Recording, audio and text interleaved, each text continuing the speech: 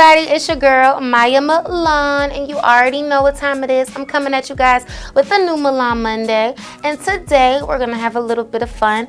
I just want to share with you guys, some songs that have really inspired me, not only in their writing, but also in their musical instrumentation, like the beat, the everything, like just songs that really have played a little part in, how I do my thug thizzle. Stay tuned. Okay, song number 1 is going to be, of course, my girl, Carrie Hilson. Where Did He Go is the song, and it was off of her album In a Perfect World.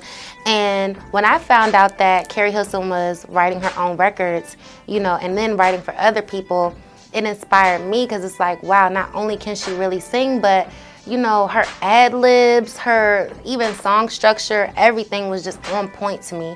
So I just remember that song in particular being like a song where I was just like, wow, like her ad-libs are crazy. Like, how does she know how to like say the ooh right there or the ah right there? Like, how does she know how to do this? So she really just helps me, and she really inspires me. And even the way that she takes personal situations and puts them into her music, that specifically her ad-libbing is something that I definitely can appreciate, because ain't nothing like a good ad-lib, okay? So that has to be in your records.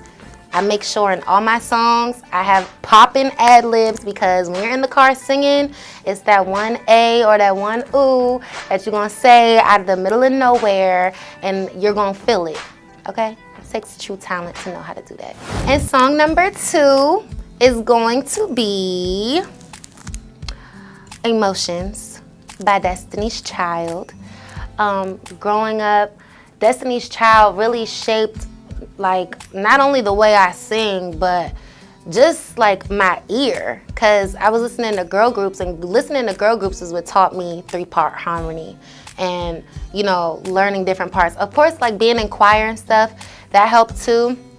But really, Destiny's Child was my vocal Bible in learning all the parts of who's supposed to sing what and what my voice is.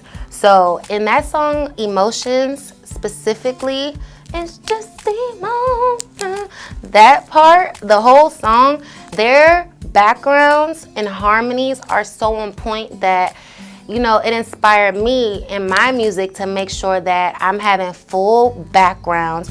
My harmonies are on point. I know the soprano note, I know the alto note, I even do a tenor note. I like creating colorful harmonies to make the music come to life. And an example of that, of course, my song Rewind, that has so many layers and so many beautiful harmonies. And I really look back at Destiny's Child and just like, wow, like they are the queens of that. So especially, I love me some Beyonce, love you Kelly, Michelle, y'all are the trio, the best. But of course, I love you. But yeah, like that song really like made me want to step it up and have real backgrounds and real harmonies, not just, leaving it open or giving the song too much space. Like sometimes backgrounds are what makes the song. Even ad-libs, it goes hand in hand with the Carrie Hilson record. Backgrounds and ad-libs are so important when making a record. Number 3 is my girl, Jhené Aiko. She has a song called Comfort In. I remember she dropped it like around 2013, maybe 2012, 2013, around that time. And I remember when I first heard that song, she said something like, I should have never fucked you on a boat on your birthday. And I was like, hold up, what? I never heard nobody say nothing that wild. Like, everybody always keeps it cute in their records. Like, she was the first singer that I heard that really took something so personal. Like, it wasn't just a regular heartbreak record. Like, she really used a situation in her music, a situation in her life to give her music some meaning and some life. So, listening to that and, growing as an artist, I'm like, oh my God, like Maya, why aren't you putting any real situations in your music? Like, why don't you talk about anything that you've been through? It's singing and songwriting is more than just making stuff rhyme. One thing about me, and anyone that works with me will tell you, like, I really do care about my lyrics. Like, I really care about what I'm saying. Like, it has to make sense. Like, you know, I ultimately want to tell stories in my music. So a prime example, another one, like knowing that I have that in me and I can use my situations to make great music, I came up with another one. And shout out to the co-writers on that record, Brandon, DJ, I love you guys. You know, we sat down and I just remember like telling them, you know, yo, can I talk to you guys? Like, I need to just tell you guys what's going on in my life, because I was at such a weird phase in my life that I was having like writer's block, and I was really just trying to figure out how to express myself and make it make sense, instead of just being like, F you, you're a B, it's over, whatever. You know, they really helped me shape what I wanted to say. And then, of course, referencing back to Janae, the fact that she says, you know, so much, you know, real life stuff that make you relate, I'm like, oh, I bet I'm going to do that. So, boom. Now we have another one, because I'm going to be talking about what's going on in my life. Everything that I'm singing about is factual, okay? This next song I would say that has helped shape my writing style would be If I Ain't Got You by Alicia Keys.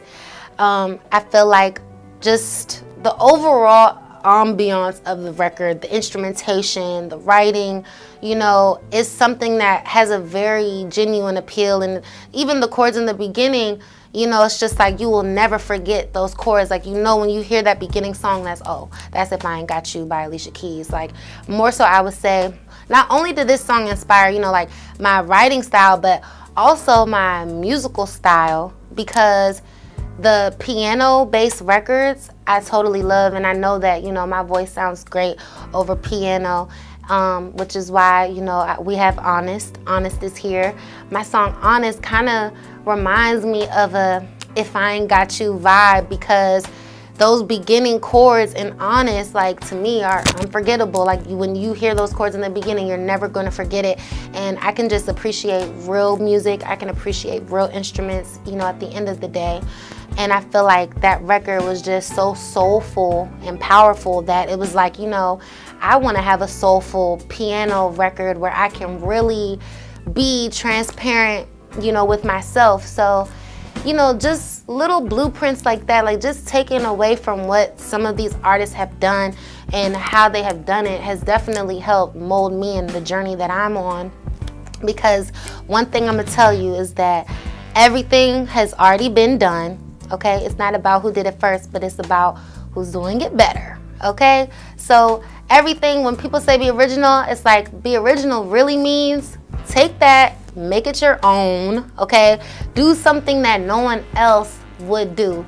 So in my, you know, situation in life and creating music, I'm gonna take little gems that all of the women who have come before me has, you know, put out to the universe, and just try to use that as to the best that I can, and, you know, be the best artist that I can be. And also, these songs are in no specific order. It's tons of songs that I've grown up on and have listened to, but off of the top of what I can think of, where it's just like a boom, boom, boom, those are my songs, because I really can genuinely say, like, I thought about these records when I wrote some of my own music.